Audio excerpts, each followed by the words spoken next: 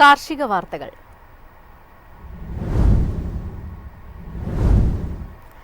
ഏലം വിപണിയിൽ കയറ്റുമതിക്കാരും ആഭ്യന്തര വ്യാപാരികളും സജീവം. നാളികേരോൽപ്പന്നങ്ങളുടെ വിലക്കയറ്റം തുടരുന്നു. റബ്ബർ ഷീറ്റ് വരവ് ചുരുങ്ങി. കുമളിയിൽ നടന്ന ഏലക്ക ലേലത്തിൽ ആഭ്യന്തര വ്യാപാരികളും കയറ്റുമതിക്കാരും സജീവമായിരുന്നു. കാലവർഷത്തിന്റെ വരവ് മുന്നിൽ കണ്ട സ്റ്റോക്കിസ്റ്റുകൾ ഏലക്ക വിറ്റുമാറാൻ നീക്കം നടത്തുന്നുണ്ട്. ലേലത്തിൽ മൊത്തം 67,566 കിലോ ഏലക്ക വിൽപ്പനയ്ക്ക് വന്നതിൽ 62,289 കിലോയും ലേലം കൊണ്ടു. മികച്ച ഇനങ്ങൾ കിലോഗ്രാമിന് 2,871 രൂപയിലും ശരാശരി ഇനങ്ങൾ കിലോ 2,166 രൂപയിലും കൈമാറി. കേരളത്തിലും തമിഴ്നാട്ടിലും വെളിച്ചെണ്ണ, കൊപ്ര വിലകൾ വീണ്ടും ഉയർന്നു.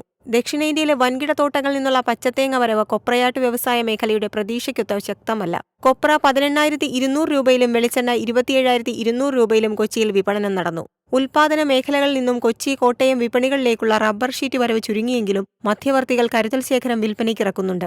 ചെറിയ തോതിലുള്ള ചരക്ക് വരവിനിടയിൽ വ്യവസായികൾ 4ാം ഗ്രേഡ് റബ്ബർ കിലോ 196 രൂപയിൽ നിന്നും 197ലേക്ക് ഉയർത്തി കൂടുതൽ സ്റ്റോക്കിസ്റ്റുകളെ വിപണിയിലേക്ക് ആകർഷിക്കാനുള്ള ശ്രമത്തിലാണ്. രാജ്യാന്തര റബ്ബർ അവധി വ്യാപാര രംഗത്ത് ശക്തമായ വാങ്ങൽ താൽപര്യം ദൃശ്യമായി. ജപ്പാൻ, സിംഗപ്പൂർ, ചൈനീസ് മാർക്കറ്റുകൾ മികവിലാണ്. അതേസമയം ടാപ്പിംഗ് സീസൺ മുന്നിൽ കണ്ട തായ്ലൻഡിലെ സ്റ്റോക്കിസ്റ്റുകൾ വിൽപ്പനയിലേക്ക് തിരിഞ്ഞത് ബാങ്കോക്കിൽ റബ്ബർ വില കിലോ 208 രൂപയിൽ നിന്നും 203ലേക്ക് താഴാൻ ഇടയാക്കി. News desk Myfin TV. വന്യജീവി ആക്രമണത്തിൽ കാർഷിക വിളകൾ നശിച്ചാൽ പരമാവധി 1 ലക്ഷം രൂപ വരെ നഷ്ടപരിഹാരം പ്രഖ്യാപിക്കും. ദുരന്ത പ്രതികരണ നിധിയിൽ നിന്നും വനം വകുപ്പിൽ നിന്നുമാണ് ഈ തുക അനുവദിക്കുക. മഴയെ ആശ്രയിച്ചുള്ള കാർഷിക വിളകളോ തോട്ടവിളകളോ വന്യജീവി ആക്രമണത്തിൽ നശിച്ചാൽ ഹെക്ടറിന് 8,500 രൂപ നിരക്കിൽ പരമാവധി 1 ലക്ഷം രൂപ വരെ നൽകും. ദുരന്ത നിവാരണ നിധിയിൽ നിന്നും വനം വകുപ്പാണ് ഈ തുക നൽകുക. നഷ്ടം കണക്കാക്കുന്നത് കൃഷിവകുപ്പാണ്. കറവയുള്ള എരുമ, പശു എന്നിവ നഷ്ടമായാൽ മൃഗസംരക്ഷണ വകുപ്പിന്റെ റിപ്പോർട്ട് പ്രകാരം 37,500 മുതൽ 1,12,500 രൂപ വരെയാണ് ഒരു മൃഗത്തിന് അനുവദിക്കുക. ആട്, പന്നി എന്നിവ നഷ്ടമായാൽ 4,000 രൂപ മുതൽ 1,20,000 രൂപ വരെ നഷ്ടപരിഹാരം ലഭിക്കും. കോഴി, താറാവ് എന്നിവയ്ക്ക് ഒന്നിന് 100 രൂപയാണ്. കുടിലുകൾ നഷ്ടമായാൽ 8,000 രൂപയും കാലിത്തൊഴുത്ത് നഷ്ടമായാൽ 3,000 മുതൽ 1 ലക്ഷം രൂപ വരെയും സഹായം കിട്ടും. News desk Myfin TV.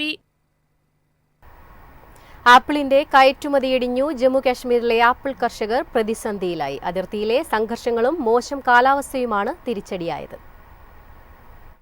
India Pak അതിർത്തിയിലെ സംഘർഷങ്ങളും പ്രതികൂല കാലാവസ്ഥയും കശ്മീരിലെ ആപ്പിൾ കയറ്റുമതിയെയും വിപണി വിലയെയും പ്രതികൂലമായി ബാധിച്ചിരിക്കുകയാണ്.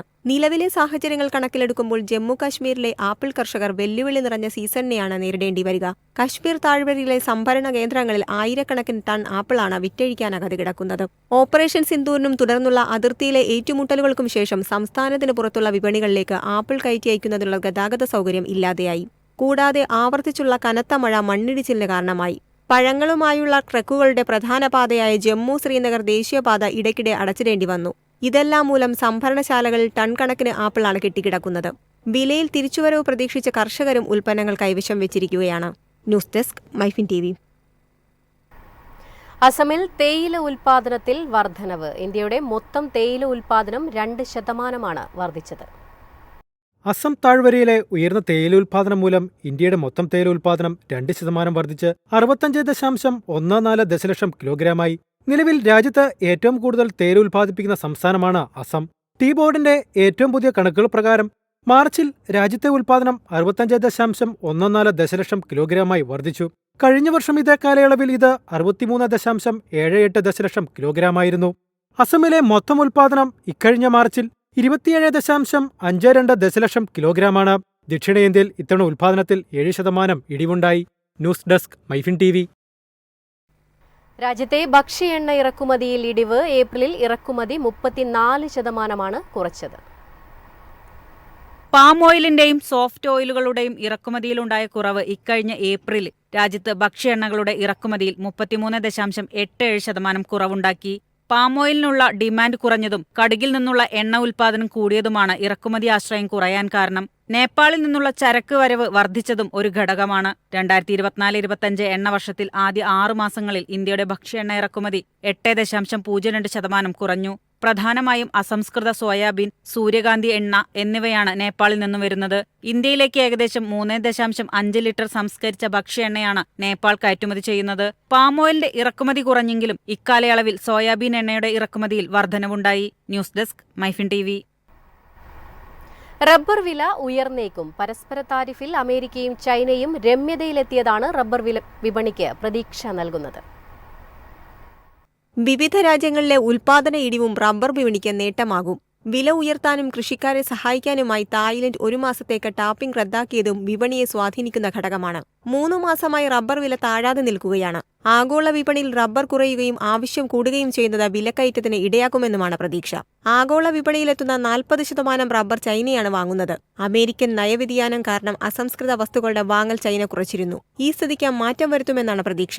തായ്ലൻഡിൽ നിന്നും പ്രതിവർഷം 40 ലക്ഷം ടൺ റബ്ബറാണ് ആഗോള വിപണിയിലെത്തുന്നത്. News desk Myfin TV. കമ്പോള നിലവാരം.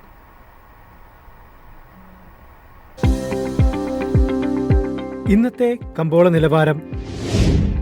RSS 4 196, RSS 5 192, ലാറ്റക്സ് 142, ജാതിക്ക 350, ജാതിപത്രി 1800 മുതൽ 2000 വരെ, ഗ്രാമ്പു 950, അടയ്ക്ക 255, കാപ്പിക്കുരു 260, കൊക്കോ പരിപ്പ് 360, കുരുമുളക് ഗാർബിൾ 70,100, കുരുമുളക് അൺഗാർബിൾ 67,100, ഏലക്ക 2000 മുതൽ 2100 വരെ, വെളിച്ചെണ്ണ 26,500, കൊപ്ര 17,900, ചുക്ക് 22,500.